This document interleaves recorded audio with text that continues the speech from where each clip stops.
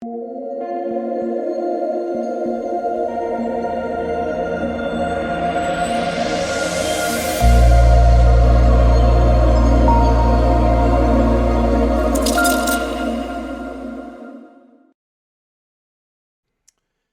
what is going on, guys? It's DK. Back at you with another video here to break down the 5-game NBA main slate on Thursday. If this is your first time watching, welcome. My name is DK. I make content for daily fantasy sports, prize picks, and NBA Top Shot. If you are looking for more in-depth content for daily fantasy sports, which includes player pools of cash, GPP plays, if-then statements regarding injuries, private roster construction videos for the main and showdown sites, as well as, most importantly, the private Patreon live stream every single day. You can check out my Patreon, which is linked down below. The sponsor of this video, guys, is Prize Picks, which, again, player prop site, super fun. They have every single sport you can think of, ton of different ways you can play for NBA. You can also mix and match sports. So if you guys want to give it a try, you can sign up and use my code DKDFS. That is for a 100% match up to $100. Okay, so let's talk about tonight. And you guys know I'm always open and honest with you. I'm not going to lie, like, a little bit mentally drained right now. And the reason is I would be taking down for $1,000 profit right now. And then the OKC news came out. So, yeah, so this was the original build. Tyus, Mitchell, Barrett, Toppin, Embiid, Dinwiddie, Carmelo, and Brunson. But once we got Shai Gilgeous-Alexander news ruled out, pivoted from Brunson and Melo to Trey Mann and Darius Bazley.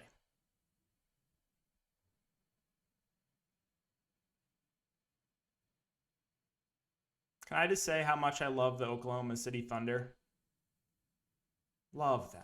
Love them. So, 2 slates ago, right? No Shea. I go to Mann.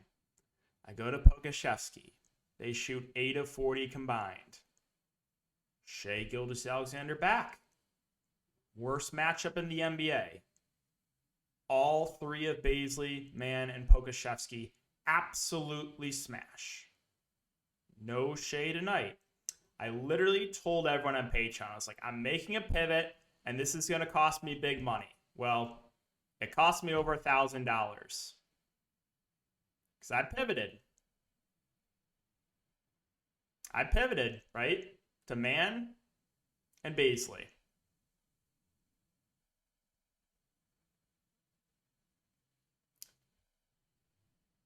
No Shea. Great matchup. Blowout. Don't come back into the 4th. So usually, again, I like being sarcastic and I'm all, whatever. I'm just, this one hurts. It does. I'm just exhausted after that. Like, what more do I have to do, right? It's just like, if Shea plays, I'm taking down tonight, winning over $1,000.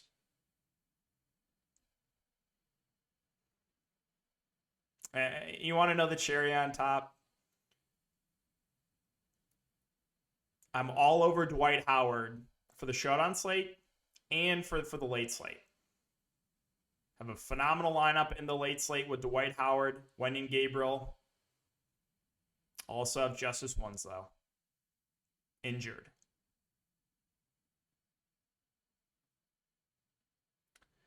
The one thing I will say that keeps me going every day is, seeing everyone in the Discord, when they have good nights, that's the best. So looking like a lot of people in there are going to have really solid nights. So again, trying to stay positive, but I just kind of out of energy and just like, man, I hate the Thunder so much. So that's what I got for you guys. Don't know what else to say, right? I might min cash tonight. I don't want to min cash. I don't want to min cash in turn.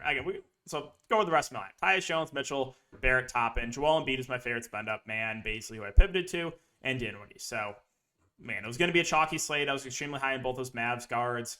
I was hammering home, do not fade Obi Toppin. I thought he was going to play way, way more, especially with Mitchell Robinson out. He smashed. Barrett was fine. David Mitchell and Tyus Jones. Tyus Jones a little bit lower owned than he should have been. But, yeah, that's it for the look back, guys. All right, let's talk about this 5-game slate. So, Cleveland and Toronto's the first game here. On the Cleveland side, still no Allen, no Rondo, no Dean Wade. At the top, we have Garland at 9.7, who not necessarily the best matchup, but he's just playing massive minutes right now and most likely going to get you double-digit assists. So, no issue if you want to go to Garland. Mobley at 7.8. Dealt with a little bit of foul trouble last game, but he's been playing a lot. The center should play 35-ish minutes. So I think both the main guys for Cleveland look pretty solid. Markkanen's kind of just like a fair play in the mid-range secondary option for me. He's going to play big minutes. Should play mid-30s minutes.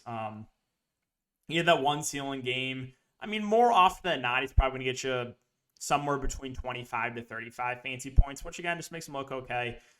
Kevin Love, his minutes are all over the place. He's a tournament play that I always have interest in, but he could very easily play like 12 minutes and completely bust. He could play 31 minutes and absolutely smash. So with Love, again, he's always someone I'm considering in tournaments. Karis LeVert, the minutes have not been great on him. I think we probably get mid-20s minutes at 5.8K. Again, more of just a secondary play for me.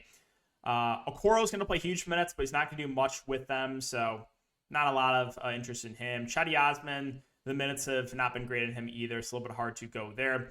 Lamar Stevens has been starting. He actually did play 34 minutes last game. Now, I'm not confident in that at all, but he's somebody you can consider. Like, if you think for sure he's going to play over 30 minutes, then yeah, I'm totally fine playing Lamar Stevens. But again, we're at the first defense. Kind of needs the minutes to be there, and I'm not confident he plays 34 minutes again. All right, on the Toronto side, so we're waiting on the status of Gary Trent Jr. and OG Anunoby. If they are both out, then Chris Boucher is probably the first guy I look to, who's played 39 and 33 minutes over the last couple games.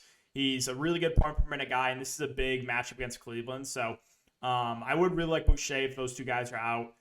As far as the top end guys, Siakam, Van Fleet, Barnes, I think Siakam and Van Fleet are the two guys I like the most here. Van Fleet finally bounced back. He had been struggling a bit, even though he didn't have the best shooting game with 45 fantasy points. So those guys would look good. Scotty Barnes feels a little bit pricey at 7.6. And then, like, the bigs, again, depends on the status of Trent and OG. If they're both out, then, like, Achua, Birch, Thad Young should all play more. If both Trent and OG Anunoby are in, then I don't know if there's anyone that stands out for me on the Toronto side. Pacers and Memphis. So Pacers are a team that could be pretty short-handed here. Brogdon sat tonight for rest, so I would assume he's back for this one. And we also had Isaiah Jackson leave, so I don't expect him to play. He had a concussion earlier, then he had a headache, so definitely don't expect him to play. So as far as the top three guys, assuming all three play with Halliburton, Brogdon, and Hield, I think Brogdon's actually got a chance of the most to me at 7.4K. All three of these guys should play, 35-ish minutes. So Brogdon would be the guy that stands out the most. Halliburton and Hield both absolutely smashed in a revenge game tonight.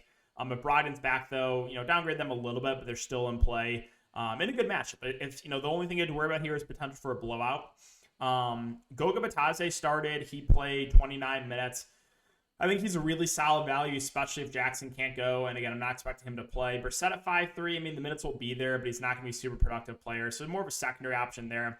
I do have some interest in Terry Taylor. If both Jalen Smith and Jackson are out, he should play the backup 5. So keep an eye on that. He's only 3.5K. And again, a pretty good point per minute guy. Justin Anderson started, did get in some foul trouble, played 31 minutes. Now, if all three of Halliburton, Brogdon, and Hield are playing, then Anderson's going to move to the bench, and I probably want to go there. So, but if one of like those main guys rests, then Anderson probably gets inserted in the starting lineup and could be a potential value there.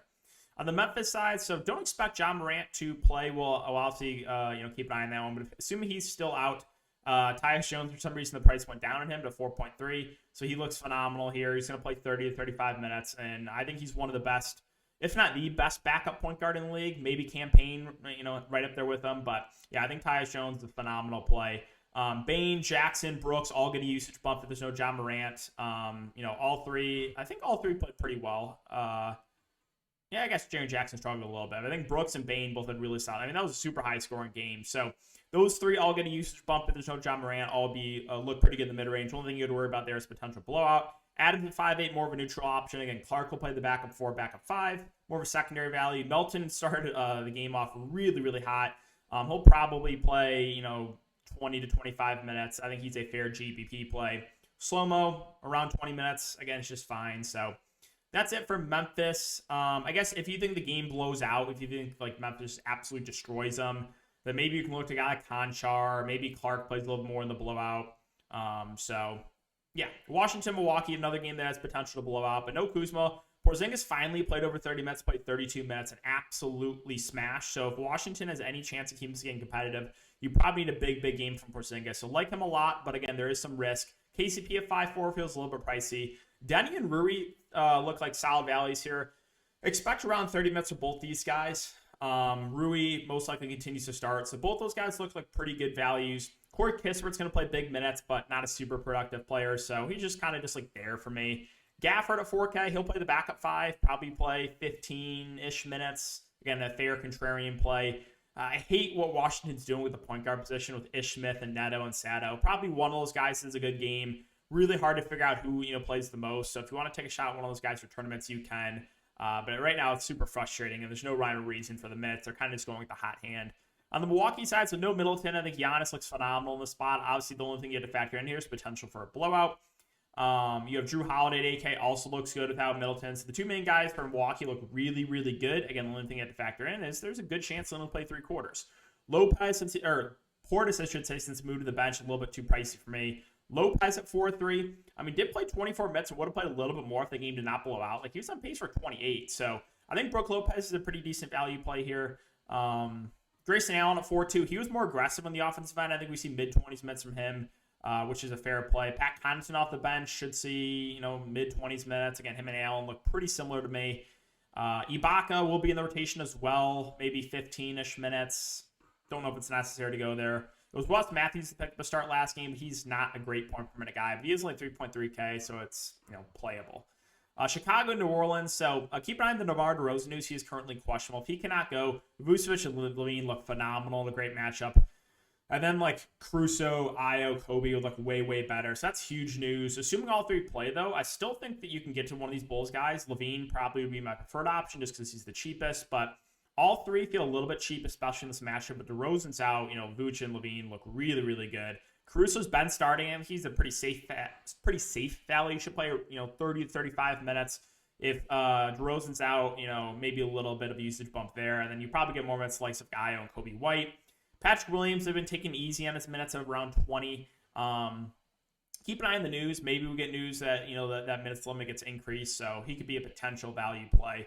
On the Pelicans side, so we have Brandon Ingram, doubtful, so not expecting him to play. However, we do have Larry Nance probable, so don't know how much he's going to play. So and we haven't seen him yet for his new team, so that's going to throw a wrench into some things. Also, kind of weird he's only center eligible. But top end guys, CJ and Jonas Valanciunas. So if this game's still competitive, one of these guys probably has a good game. CJ, they went on a hot streak for a while. It's been Jonas Valanciunas the last couple games, so they kind of been taking turns. One of these guys most likely has a really good game and stays close. So I have interest in both the main guys. But nothing else really stands out. Again, you have Larry Nance now in this rotation, so I'm not sure. You'd probably lose minutes for Jackson Hayes. Najee Marshall probably lose some minutes. Maybe Herbert Jones loses a couple minutes. We'll keep an eye on that news. I mean, Jackson Hayes had been playing close to 40 minutes.